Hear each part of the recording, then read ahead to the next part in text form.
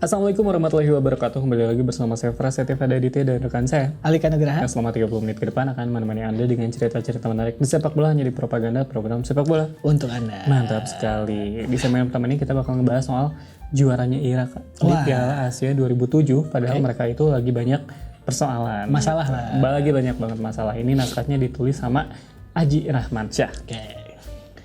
Nah, di sepak bola itu kan banyak banget kejutan ya kayak Denmark di Euro 92, Yunani di 2004, ada Leicester City di Premier League 2016, yang mana itu teh kayak tidak terduga. Keajaiban lah. Keajaiban.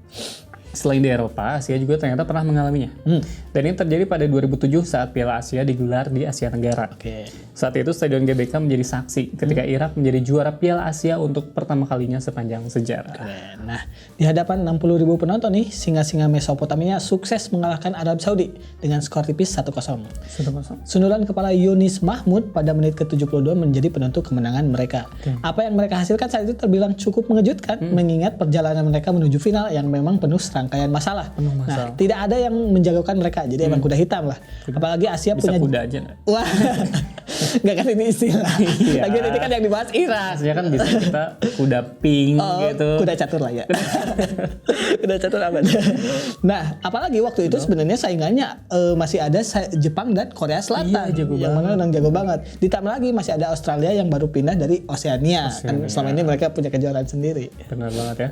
Persiapan mereka jelang turnamen ini terganggu banyak hal. Yang paling utama itu karena perang. Perang dengan alien. Wah, itu sekarang dong. Karena katanya salah satu alien yang pertama itu ke Mesopotamia. Kan? Oh, daerah Asia itu ya, timur. Wow, mengerikan. Jangan-jangan waktu Amerika invasi Irak tuh Gak bisa? nggak bisa karena di Ada pelindung barrier alien.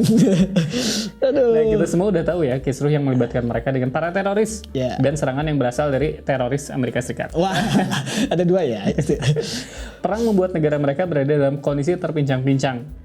Kondisi ini bahkan memaksa mereka harus menjalankan kandangnya itu bukan di Irak tapi di Uni Emirat Arab. Gitu. Nah, belum lagi kondisi para pemain yang keluarganya turut menjadi korban. Ada saudara dari istri Nur Sabri Abbas nih pemain tewas tertembak jelang keberangkatan mereka keberangkatan ke Bangkok waktu itu yang menjadi home base mereka di Piala Asia.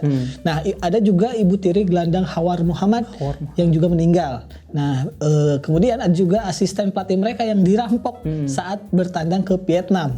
Nah, beberapa supporter mereka juga sempat menjadi korban kena peluru nyasar. Jadi emang wah itu masalahnya banyak banget lah mereka. Kenapa sebab pelurunya nyasar? Karena ya konflik dong. Karena nggak nanya. Malu bertanya susah jalan jadi nyasar. Ya, peluru nyasar itu bukan itu. Tugas sangat berat bagi Jorvan Vieira yang baru ditunjuk 2 bulan sebelum turnamen bergulir. Waduh. Jorvan sendiri merasakan betul sulitnya menangani tim ini karena banyak masalah tadi. Dia pun akhirnya meminta bantuan dari Widi dan juga Kevin Vieira. Bukan. Jorvan Vieira ini bukan grup B. Mereka hanya punya 2 kemenangan dari 8 laga sebelum turnamen. Selain itu, perang memaksa mereka berlatih di luar Irak dan membuat mereka harus menggelar latihan di Yaman. Persiapannya jadi terganggu. Karena di Yaman mereka ini malah main reggae. Yaman dong. Enggak, ini negara Yaman, beda lagi dong. Nah, saat ingin melakukan latihan pertama saja sebagai persiapan ke Piala Asia nih, Jorvan hanya memiliki 6 pemain yang siap berlatih. Klub-klub asal Irak waktu itu tidak mau melepas para pemainnya. Jorvan beruntung karena ada pemain mereka yang berkiprah di luar Irak. Jorvan juga tambah pusing karena tim nasional Irak ternyata hanya diisi oleh pemain dengan latar belakang yang berbeda. Jadi kalau di Irak itu kan emang latar belakang agamanya pasti kental banget ya. Yang pemain juga termasuk. Bahkan mereka ini di antaranya ada yang Sunni, Syiah dan juga Kurdi. Ada yang Al Zaitun juga yang wah, yang itu masalah. Itu masalahnya apa prioritas ini? Lihat nggak video si Syekh masuk ke tangan cewek? Kalau Syekhnya, kata si ceweknya kan, aku lagi sakit. Oh, jadi nggak bisa ya? Bisa dong. Gak bisa aneh, emang dia aneh nih. Aduh, saya gak mau nyebut ini. Konflik lagi ya. Nah, jadi waktu itu hal ini yang juga membuat timnya kurang punya rasa kesatuan. Karena ya pemainnya aja berbeda-beda gitu. Nah, dulu saya pikirnya Al Zaitun itu pabrik hand body. Ada juga merek parfum sebenarnya. Saya namanya Zaitun. Dari Arab tuh biasanya.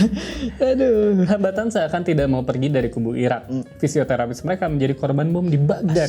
Kejadiannya ini tuh 2 hari Kak sebelum tim berangkat ke Thailand.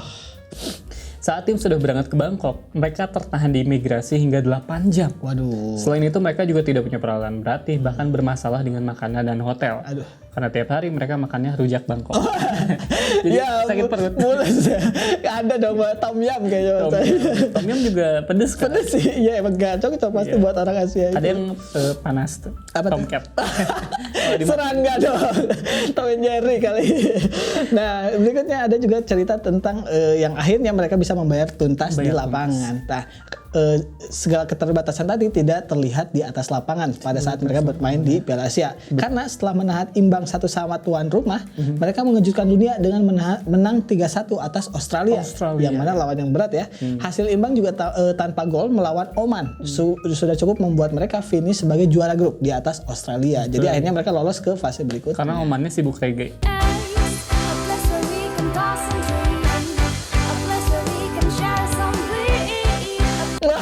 Itu Yaman tadi. Oman beda lagi dong. Kita negara mereka sebelahan juga. Jadi ada 2 versi Oman. Aduh. Pada babak 8 besar, Irak kembali menerkam negara Asia Tenggara lain yaitu Vietnam. 2 gol dari Yunus Mahmud saat itu membawa mereka melangkah ke semifinal, sekaligus melampaui prestasi pada 3 turnamen sebelumnya.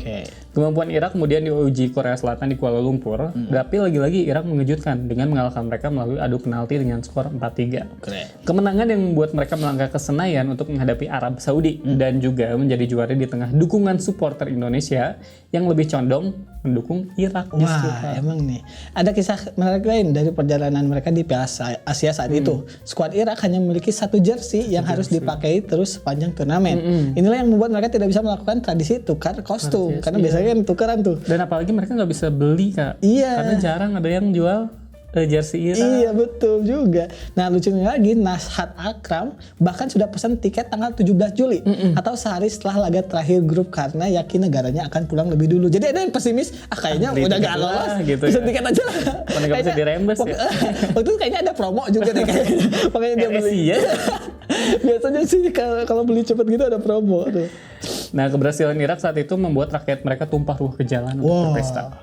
Sejenak mereka melupakan suara keras meriam dan desingan peluru demi mendengarkan suara yang belum pernah mereka dengarkan sebelumnya, yaitu pekik warga Irak merayakan kemenangan. Keren. Karena ini seperti yang tadi dikatakan oleh Simon Hill, sepak bola saat itu mengalahkan semuanya, termasuk perang sekalipun. Keren harusnya ya. Ngomong-ngomong soal perang, kami akan menyajikan beberapa perang dengan alasan yang aneh. Wow. Yang pertama ini ada The Pig War. Big War. Pig itu babi. Betul. Tapi ini bukan adu bagong. Bukan perang babi ya. Perang antar babi. Aduh. Jadi itu perang antara Amerika sama Inggris. Oke. Lokasinya di San Juan. Jadi ada ceritanya petani Amerika tuh nembak babi milik karyawan Inggris. Aduh. Karena babinya tuh ngerusak kebunnya si petani Amerika ini. Petani ini pun ngadu ke Amerika. Wah. Mer, itu di sana ada babi ngerusak punya orang Inggris. Akhirnya Amerika pun mengirim pasukan perang. Dan Inggris karena itu melibatkan warga negaranya juga mengirimkan pasukan terbaiknya. Gara-gara babi. Gara-gara babi perang ini melibatkan 3 kapal perang, 84 senjata dan 2.600 orang. Babinya dalam hati kayaknya ketawa deh. Babinya mati, Kak. Oh iya juga. Kenapa ya? Aduh. Yang berikutnya ada The Pastry War. Jadi pastry ini makanan ya. Nah, ada juga perang ini terjadi gara-gara toko kue orang Perancis diamuk massa di Meksiko. Jadi waktu itu orang Perancis bernama Remontel meminta pemerintah Meksiko mengganti rugi. Tapi si pemerintah Meksikonya nggak mau. Dia pun meminta bantuan ke pemerintah Perancis. Tapi sama aja gak digubris juga. Karena ngapain sih ya? Cuma gara-gara toko kue gitu. Nah 10 tahun kemudian pemerintah Perancis keingetan sama si Remontel ini. Baru keingetan 10 tahun nih. Emang aneh nih. Dan meminta pemerintah Meksiko mengganti rugi. Plus bunga 90%. Jadi mungkin ini tujuannya ada bunganya. Meksiko ya tentu saja masih gak mau. Dan akhirnya si Prancis ini menginvasi Meksiko. Sampai diinvasi. Sedihnya nih gak ada yang peduli sama toko kue kecuali si Remontel. Karena ya semuanya cuma berpikir soal uang. Jadi ya selama 10 tahun yang diinginkan pemerintah Prancis juga bukan keadilan buat si Remontel, tapi duitnya. Aneh ini. Ini juga ada cerita yang mirip gak? Yaitu The War of Jenkins Ear. Jadi ada pedagang Inggris namanya Robert Jenkins. Nah dia tuh dituduh menyelundupkan barang sama pemerintah Spanyol. Si pemerintah Spanyol itu menggeledah barang bawaannya Jenkins, tapi anehnya mereka juga memotong telinganya Jenkins. Apa ya motivasinya? 8 tahun kemudian, Inggris tuh perlu alasan untuk mengusir Spanyol dari Karibia dan Amerika Selatan. Dibuatlah alasan telinga Jenkins sebagai balas dendam. Gitu. Jadi alasan perang Jadi ya? alasan buat perang. Aneh. Berikutnya mungkin ada yang paling terkenal nih, ada Opium War. Opium War. Nah, pada 1830 Inggris ini membutuhkan teh, sutra, dan berbagai produk dari Cina. Nah, tapi di sisi lain Cina ini sebenarnya nggak butuh barang dari Inggris. Benar. Jadi perdagangannya yang terjadi nggak seimbang gitu ya, karena ya nggak butuh demand apa-apa sih Cinanya. Karena itu Inggris menciptakan sesuatu yang dibutuhkan Cina, yaitu opium. Atau ya obat-obatan terlarang. Cina ini nggak senang, tapi si opiumnya terus diselundupkan. Bahkan sampai akhirnya Cina menyerah dan memberikan Hong Kong serta 5 pelabuhan kepada Inggris saking untuk menyetop peredaran opiumnya gitu dari Inggris. Karena paling populer karena di anime Samurai X pun ada, jadi ya emang negaranya tuh dibuat kalah sama obat selundupan gitu. Ya. Ngeri banget. Jadi ternyata kalau misalnya ada yang bilang, oh orang Barat tuh lebih behave daripada kita, enggak juga ya. Pengalaman membuktikan kalau orang Barat juga jahat-jahat. Iya, 1830 loh. 1830. Itu tadi kayak pembahasan kita soal Irak yang berhasil juara Piala Asia di tengah perang yang berkecamuk di negara mereka. Keren. Jangan kemana-mana, tetap di Propaganda, program sepak bola. Untuk Mantap. Anda.